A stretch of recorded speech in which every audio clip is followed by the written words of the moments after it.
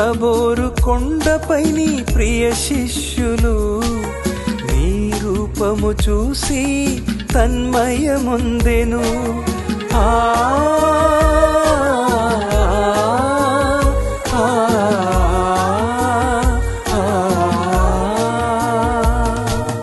నీ పాదముల చెంత కూర్చుండి మరియా నీ మాటలతో పోరడిల్లెను. తబోరు కొండపై నీ ప్రియ శిష్యులు నీ రూపము చూసి తన్మయముందెను. నేనును నీ చెంత కూర్చుందును, నీలో నేను సంతసింతును. నేనును నీ చెంత కూర్చుందును, నీలో నేను సంతసింతును. యేసయ్యా యేసయ్యా యేసయ్యా నా యేసయ్యా యేసయ్యా యేసయ్యా యేసయ్యా నా యేసయ్యా. పవిత్రాత్మ నామమున క్రీస్తు నామమునందు ప్రియమైనటువంటి సహోదరి సహోదరులారా, ఈరోజు మనం తపస్కాల రెండవ ఆదివారంలోనికి ప్రవేశించి ఉన్నాం. ఈనాటి సువిశేషము మార్కు సువార్త 9వ అధ్యాయము 2వ వచనం నుండి 10వ వచనం వరకు. 6 రోజులు గడిచిన పిదప యేసు పేతురు, యాకోబు, యోహానులను మాత్రమే వెంట తీసుకుని ఒక ఉన్నత పర్వతం పైకి వెళ్ళారు. అచ్చట వారి ఎదుట ఆయన దివ్య రూపము ధరించింది. ఆయన వస్త్రములు వెలుగు వలె ప్రకాశించింది. అవి ఏ చాకలి చలువ చేయజాలనంత తెల్లగా ఉండేది. ఏలియా మోషేకు పిలిచి యేసుతో సంభాషించడం వారు చూచింది. అప్పుడు పేతురు, బోధకుడా, మనం ఇచ్చటనే ఉండటం లేదు. మీకు, మోషేకు, ఏలియాకు 3 పాకలు నిర్మిస్తుంది అని తనకు తెలియకయే పలికింది. శిష్యులు భయభ్రాంతులైంది. అప్పుడు ఒక మేఘము వారిని ఆవరించింది. ఆ మేఘమండలం నుండి, ఈయన నా ప్రియమైన కుమారుడు, ఈయనను ఆలకింపుడు అని ఒక వాణి వినిపించింది. అంతటా వారు చూచుచుండగా వారికి యేసు తప్ప మరెవరును కనిపించలేదు. వారు పర్వతము నుండి దిగివచ్చుచుండా యేసు వారితో, మనిషి కుమారుడు మృతుల నుండి పునరుత్థానము వరకు మీరు ఈ వృత్తాంతమును ఎవరితో చెప్పరాదు అని ఆజ్ఞాపించింది. ఈ పునరుత్థాన అంతరార్థము ఏమై ఉండునో అని వారు ఒకరినొకరు ప్రశ్నించుకొనసాగిరి. ఇది క్రీస్తు సువిశేషము.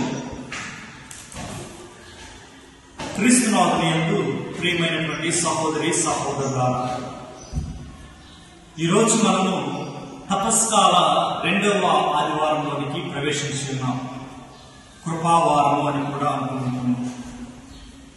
ఈనాటి పరిశుద్ధ గ్రంథ పఠనాల ద్వారా ముఖ్యముగా సువిశేష పఠనంలో మనం చూస్తూ ఉన్నాము. యేసు ప్రభువు దివ్య రూపధారణ అంటే ప్రభు రూపాంతరణ చెందుతూ ఉన్నాము. ఆయన ముఖము మారిపోతూ ఉంటున్నది.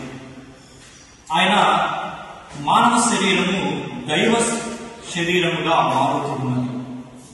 దీనిని గురించి ఈరోజు మనము ధ్యానం చేస్తూ ఉన్నాము.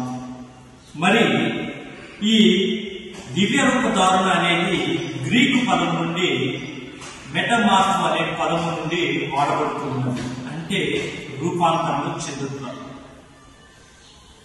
మన జీవితాల్లో కూడా మనం చూస్తూ ఉన్నాం. యేసు ప్రభు ఏ విధంగా అయితే మానవ శరీరం నుండి దైవ శరీరాన్ని స్వీకరిస్తూ ఉన్నారో, మనము కూడా మన పాపక జీవితం నుండి ఆధ్యాత్మిక జీవితంలోనికి మార్పు చెందాలి అని ఈనాటి సువిశేష పఠనం మనకు తెలియజేస్తూ ఉన్నది. గమనించండి, ఈరోజు పరిశుద్ధ గ్రంథ పఠనంలో మనం చూస్తూ ఉన్నాం. యేసు ప్రభువు పర్వతము మీదకు వెళుతూ ఉన్నారు తన యొక్క 3 శిష్యులను తీసుకొని. అక్కడికి వెళ్ళిన తర్వాత మరొక 2 వ్యక్తులను కలుస్తూ ఉన్నారు, పరిశుద్ధులను. ఎవరా 2 వ్యక్తులంటే, మనం సువిశేష పట్టణంలో చూసిన విధముగా మోషే, ఏలియా. ప్రియమైనటువంటి దేవుని బిడ్డలారా, ఇక్కడ ముగ్గురు వ్యక్తులకు సాక్షులుగా నిలబడుతూ ఉన్నారు.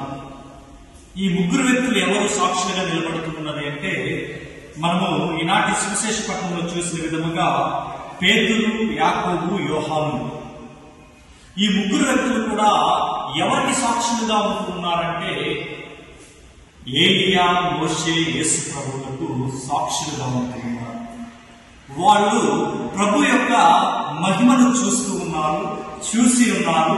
ఇదిగో ప్రభు యొక్క స్వరాన్ని విని ఉన్నారు. యేసు ప్రభు వారి యొక్క స్వరాన్ని కూడా ఈ ముగ్గురు వ్యక్తులు విని ఉన్నారు. దీనిని గురించి వారు క్రీస్తుకు సాక్షులుగా జీవిస్తూ ఉన్నారు.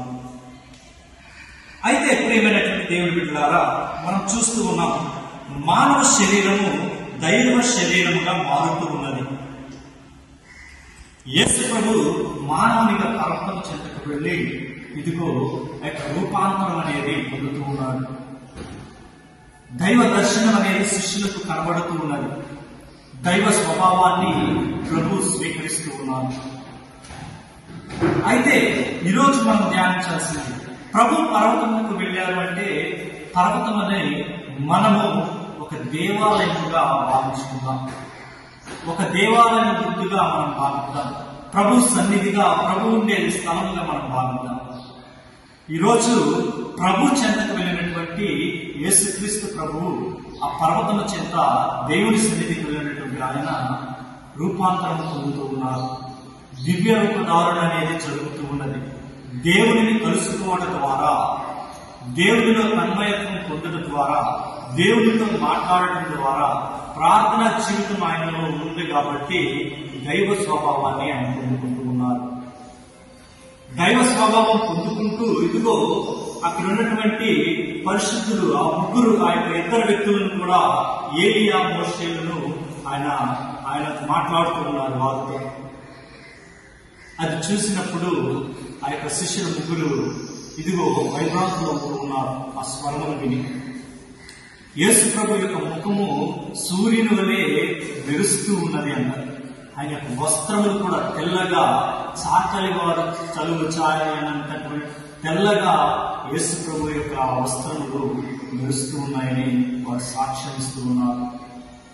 ప్రియమైనటువంటి దేవుని బిడ్డలారా, మరి పర్వతము దగ్గరికి వెళ్ళి ప్రభువుని దర్శించి ప్రభు ద్వారా ఇదిగో దైవత్వం పొందినటువంటి యేసు ప్రభువుని అనుసరిస్తున్న మనము మన జీవితంలో అటువంటి రూపాంతరం అనేది జరుగుతూ ఉన్నదా?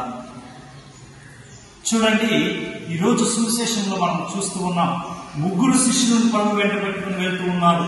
తాను ప్రేమించినటువంటి శిష్యులు యేసు ప్రభుతో వెళ్ళటమే కాకుండా ఇదిగో యేసు ప్రభు పొందినటువంటి రూపాంతరాన్ని చూస్తూ ఉన్నారు. తండ్రి దేవుడు యేసు ప్రభు గురించి మాట్లాడినటువంటి మాటలు, ఇదిగో ఈయన నా ప్రియమైన కుమారుడు, ఈయనను అనుసరించుడు అనేటువంటి మాటలను వింటూ ఉన్నారు. తరువాత యేసు ప్రభు కూడా ఇదిగో మీరు చూచిన దానిని నేను మరణించి ఉత్థానమైన తర్వాత తెలుపమని చెప్తున్న మాటలు వింటూ ఉన్నారు. మత్తయి శుభవార్తలో కూడా మనం వింటూ ఉన్నాం 17వ అధ్యాయంలో. అక్కడ మనం వింటున్న మాటలు ఏంటంటే, యేసు ప్రభు శిష్యులతో మాట్లాడుతూ ఉన్నారు, ఎప్పుడైతే మీరు భయపడుతున్నారో రెండు భయపడకుడు నేనే కదా అని. ఆ మాటను మనం జ్ఞాపకం చేసుకుంటూ ఉండాలి ప్రియమైనటువంటి దేవుని బిడ్డలారా. అయితే ఈరోజు ఈ ముగ్గురు శిష్యులు ఈ యొక్క ముగ్గురు వ్యక్తులకు సాక్షులుగా నిలబడి సాక్ష్యాన్ని మనందరికీ కూడా తెలియజేస్తూ ఉన్నారు. ఎందుకంటే వీరు ప్రభువుని అనుభవించారు, ప్రభువులో జీవించారు, ప్రభు మహిమను పొందుకున్నారు, ప్రభు మహిమను చూశారు. కాబట్టి వారు సాక్షులుగా ఉండి మన మధ్యకు వస్తూ ఉన్నారు. పర్వతం మీదకు వెళ్ళినటువంటి ప్రభువు, రూపాంతరం చెందినటువంటి ప్రభువు దైవ దర్శనాన్ని పొందుకొని దైవత్వాన్ని తనలో స్వీకరించి కిందికి వచ్చినటువంటి ప్రభువు చేసిన గొప్ప కార్యం ఏంటో తెలుసా? తన దైవ స్వభావాన్ని మనకు వసిగి మన పాపపు జీవితాన్ని తాను స్వీకరిస్తూ ఉన్నారు. పర్వతముకు గుర్తు చూడండి. ఇప్పుడు దైవము ఆ యొక్క పర్వతము చెంతకు వెళ్ళడం అనేది క్రీస్తు ప్రభువు దేవుడి దగ్గరికి వెళ్తూ ఉన్నారు. శిష్యుల రూపము మనము ఉన్నాము. ఏ విధంగా అయితే శిష్యులు యేసు ప్రభు యొక్క మహిమను చూసి ఉన్నారో, మనము కూడా శిష్యుల రూపంలో ఉన్న మనము ప్రతిరోజు ప్రతి దివ్య బలి పూజలో యేసు ప్రభు శరీర రక్తాలను చూస్తూ ఉన్నాం. ఆయన మహిమను పొందుకుంటూ ఉన్నాం. ఏ విధంగా అయితే యేసు ప్రభు యొక్క రూపాంతరం చెంది ఉన్నారో, అదే విధంగా ప్రతి దివ్య బలి పూజలో అప్పద్రాక్ష రసాలు క్రీస్తు శరీర రక్తాలుగా మారిపోతూ ఉన్నాయి. మరి ఈ మహిమను మనం ఏ విధంగా చూడగలుగుతూ ఉన్నాం? పాపక జీవితం నుండి బయటకు వచ్చి ఆధ్యాత్మికమైన జీవితాన్ని మనం కలిగి ఆ మహిమను చూస్తూ ఉన్నామా లేదా అనేది మన జీవితంలో మనం ఒకసారి ప్రశ్నించుకోవాలి. ప్రేమైనటువంటి దేవుని బిడ్డలారా, చూడండి, ఈ ముగ్గురు వ్యక్తులు కూడా సాక్షులుగా కనబడుతూ ఉన్నారు. సాక్షివంతమైన జీవితాన్ని జీవిస్తూ ఉన్నారు. దైవత్వం కలిగినటువంటి ఆ ముగ్గురు వ్యక్తుల గురించి ఈ ముగ్గురు శిష్యులు కూడా ప్రకటన చేస్తూ ఉన్నారు. వారి యొక్క మహిమను సాక్ష్యం తెలియజేస్తూ ఉన్నారు. మరి మన జీవితంలో అటువంటి సాక్షిభూతమైనటువంటి ఆలోచన ఎప్పుడైనా ఉన్నదా? క్రీస్తు శరీర రక్తాలను స్వీకరిస్తూ ఉన్నాము, ఆయన యొక్క జీవపు మాటలను వింటూ ఉన్నాము, ఆయనను అనుసరించి జీవిస్తూ ఉన్నాము. కాబట్టి ఆ యొక్క మహిమను గురించి మనం ప్రకటన చేస్తూ ఉన్నామా? ఆత్మ పరిశీలన చేసుకోవాలి. ప్రేమైనటువంటి దేవుని బిడ్డలారా, క్రీస్తు ప్రభువు దేవునితో ఐక్యమై జీవించారు. మానవుడిగా ఇదిగో ఈ లోకంలో ఉన్నా సరే, మన మధ్య జీవిస్తూ ఉన్నా సరే, ఆయన ప్రేమ, ఆయన యొక్క స్వభావం మొత్తం దేవునితో కలిగి ఉన్నది. దేవునికి దగ్గరగా జీవించారు, దేవునితో మాట్లాడారు, ఆయన యొక్క మహిమను పొందుకున్నారు. మన మధ్యకి వచ్చి ఆ యొక్క మహిమను మన మధ్య నెరవేర్చి ఉన్నారు. దీనిని శిష్యులు చూస్తూ ఉన్నారు, చూసిన దానిని ప్రకటిస్తూ ఉన్నారు.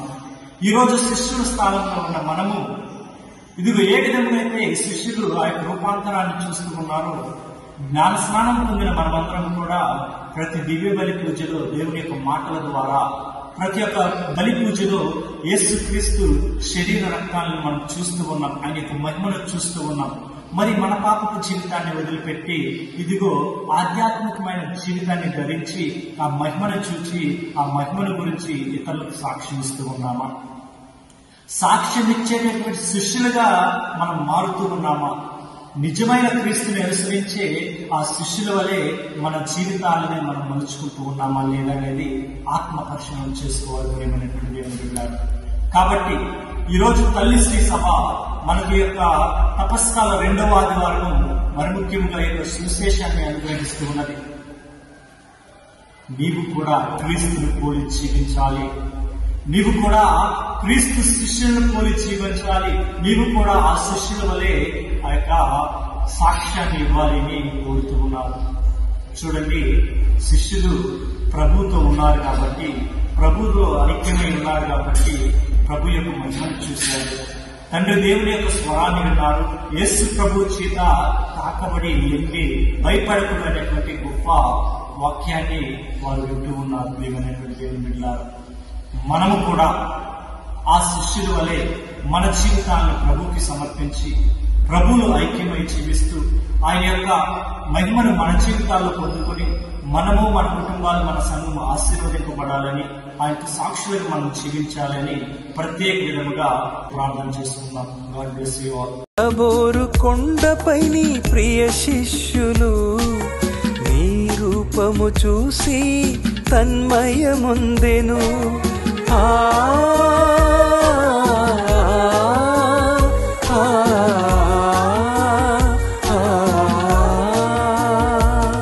తాబోరు కొండపై నీ ప్రియ శిష్యులు నీ రూపము చూసి తన్మయముందెను. నేనును నీ చెంత కూర్చుందును, నీలో నేను సంతసింతును. నేనును నీ చెంత కూర్చుందును,